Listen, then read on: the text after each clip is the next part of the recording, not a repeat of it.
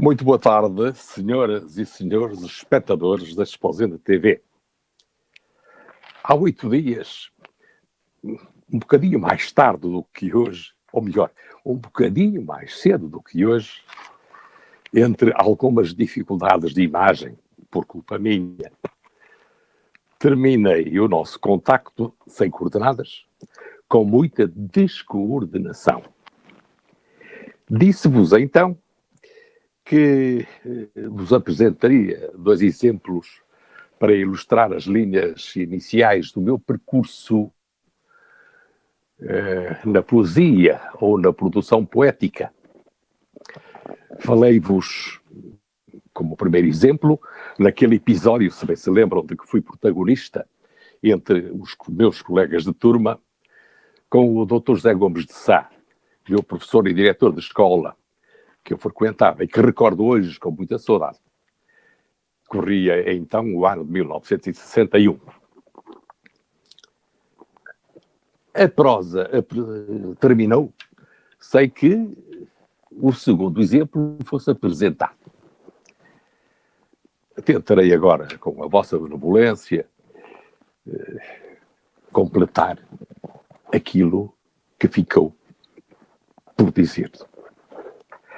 Ora, foi nesse mesmo ano de 1961 que vários acontecimentos marcaram de uma forma decisiva a minha vida. E no início dessa década de 60, ainda dobravam os risos e as alegrias natalícias, que, de forma repentina, faleceu o meu pai. O acontecimento teve, com certeza, reflexo intenso e muito doloroso nos dias que se lhe seguiram. E tal facto acabou por ficar patente nas realidades da poesia por que enveredei e que, ao longo do tempo, não deixei de cultivar. Ora, por ocasião da publicação do jornal escolar intitulado Rumo, estávamos em 1961, convém não esquecer, no dia 12 de maio, por condescendência do meu professor de português, o padre Dr. José Adrião Ribeiro Tavares Monteiro, recebeu o aval, com o aval categórico do diretor da escola, fez-se publicar um soneto em memória de meu pai, e assim mesmo por mim, autor, intitulado, e que dizia o seguinte: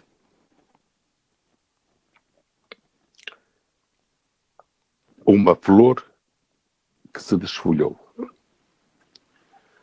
uma árvore sem vida, uma coroa de rosas ao céu erguida, que sobre mim seu perfume derramou. A morte suas asas abriu, a vida de um ser consigo levou. Já foi, nunca mais tornou. Uma forma, um ideal que se esvaiu. Qual diamante que ao longe luziu, qual aurora que despontar vai, qual mundo imenso que ruiu, qual força irresistível que atrai à memória a figura de quem partiu, figura que se afigura à de meu pai. Ora, assim, reposta à consequência do que prometi no final da charla do passado dia 1, e há 8 dias, portanto, coloquemos agora o assunto que pretendo apresentar hoje. Continuaremos, de certo modo, por este episódio antecedente, a tratar da temática que pretende seguir, sem deixarmos, não podemos, porque os factos assim o impõem, este sentimento lutuoso de desgosto, de tristeza, de incapacidade a contextualizarem o que desejo dizer a seguir.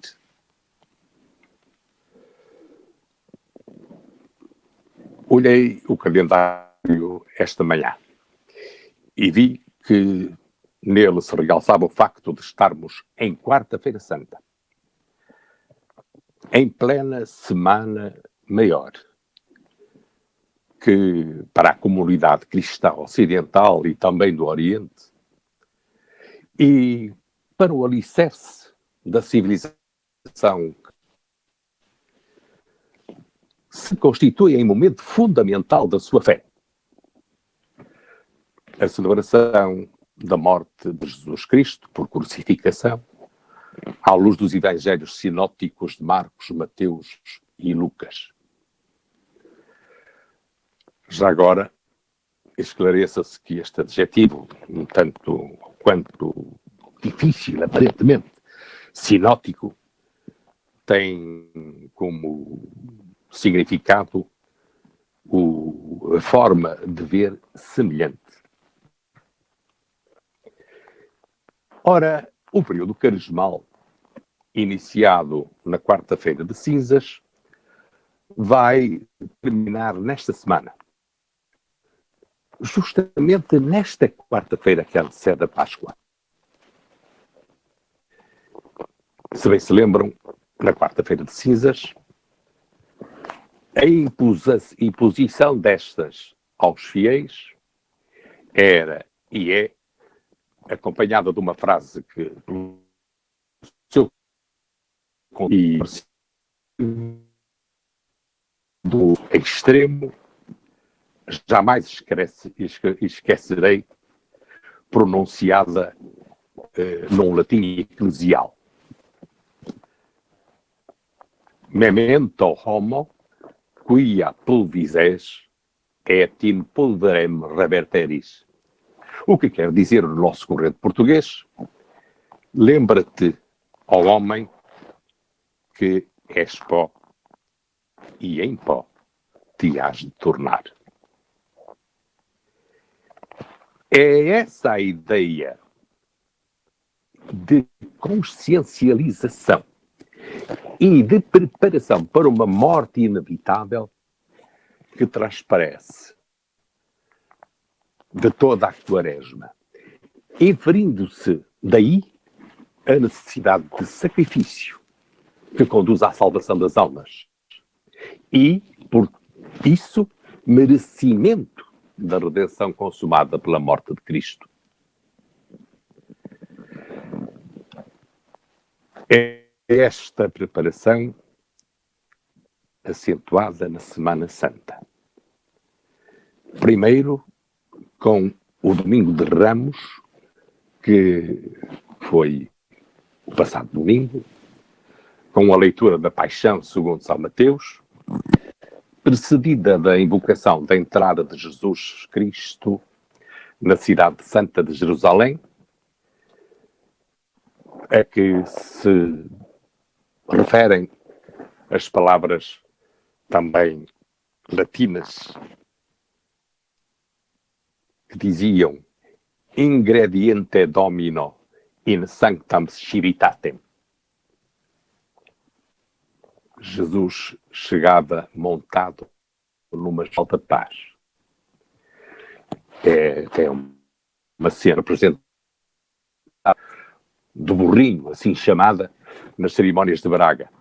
E estão canceladas. E a entrada de Jesus na Cidade Santa faz-se enquanto as crianças, empunhando ramos, cantavam. Hebreerum pueri resurrectionem vitam pronunciantes, cum ramis palmarum, Hosanna clamavam in excelsis. Mas estávamos nós a falar da Quarta-feira Santa, também designada de trevas, relevando o ambiente taciturno, de desconsolo, de sombreado, escuro, pelo sentimento de dor que já era assumido face à iminente morte de Jesus Cristo. Com outras designações, esta Quarta-feira Santa também é designada a grande ou a maior, talvez porque com ela se findava o exigente período de penitência quaresmal.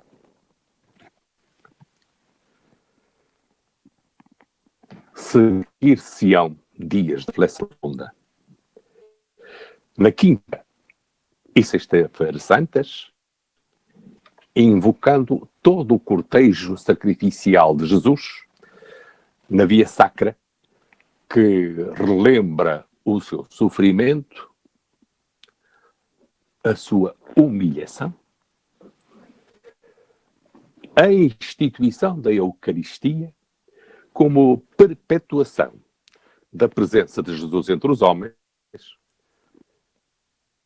culminando com a ressurreição no domingo de Páscoa, em alegria extravasada pela abertura e renovação dos corações, entre bênçãos e cânticos e aleluias repetidos, de extrema alegria, de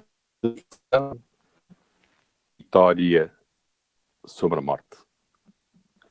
Resurrectionem vita, diziam as crianças.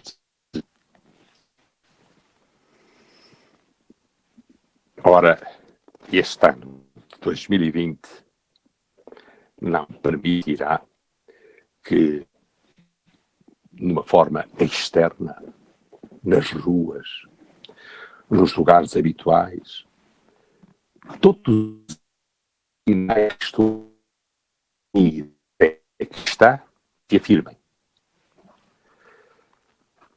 Permanecem cá fora, no quadro, porque passamos todos as vestes de negritude e de consternação. As trevas desta Quarta-feira Santa serão ainda notícia de todas as horas e em todos os meios de comunicação, quer nacionais, quer europeus, quer mundiais, chamando assim a atenção do mundo para a necessidade de resguardo e proteção. Repetem-se as cenas de sofrimento e de solidão. Os tradicionais recintos onde se canta e celebra são tristemente vazios. E a pujança das celebrações desmorona ante a imagem de um Papa que atravessa sozinho a imensa Praça de São Pedro, completamente deserta.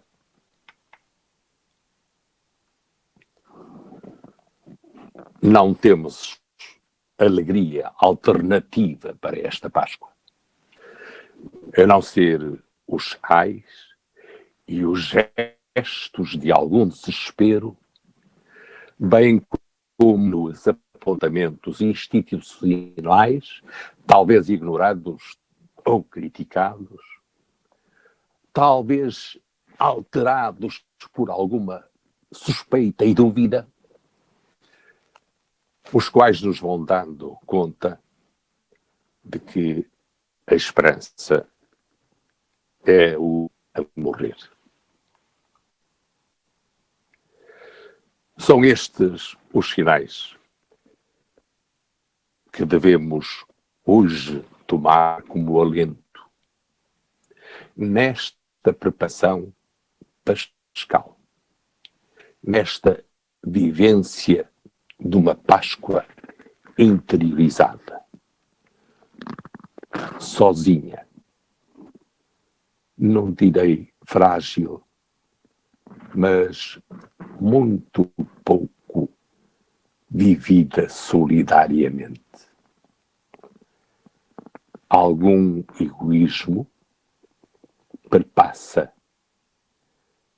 nos nossos comportamentos, talvez contaminando os nossos princípios e os nossos valores cristãos. É necessário que não nos deixemos perturbar, nem colocar numa permanente discussão ética sobre o conflito geracional que aqui e ali, por este ou por aquele motivo, descortinamos. Não podemos perder de vista que a mulher e o homem estão sobre a terra como fonte e como garante de que em tempo de paz é muito melhor cantar e sorrir do que chorar, por fora e por dentro de cada um. Qualquer que seja o seu crédito de espírito, qualquer que seja o seu aspecto físico, qualquer que seja também a sua orientação religiosa ou de outra qualidade qualquer. O princípio da vitória assumida por Cristo na chegada a Jerusalém, monta num jumentinho em tempo de paz, é o seu Senhor, por oposição à soberba dos vitoriosos que teriam de montar a cavalo. Cristo apareceu sobre um jumentinho e as crianças de Jerusalém cantavam Resurrectionem Vitae. Ressurja a vida. Então, a propósito da alegria de viver, por que não uma prendinha de Páscoa neste poema que, tal como o escrevi, vos leio de seguida.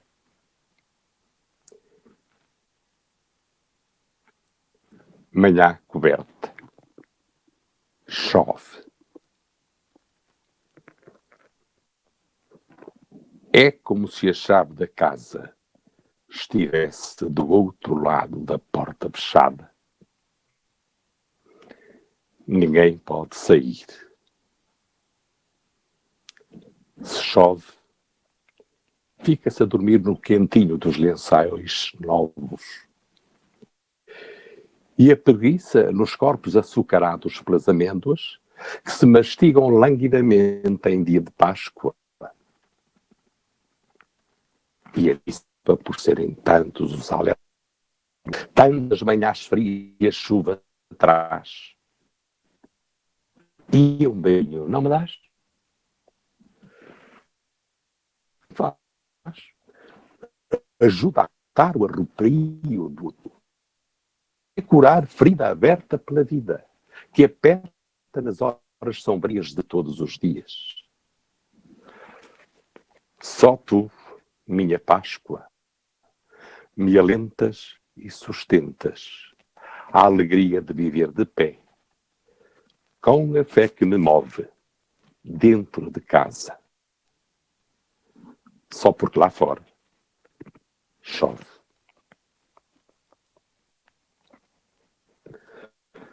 Uma serena e leve clausura e uma Páscoa florida, finalmente, como bons votos para todos os que decidiram presentear-me com tão dedicada atenção. Talvez nos encontremos de hoje 8 dias. Até lá, saúde, muita saúde e uma boa Páscoa. Muito boa tarde.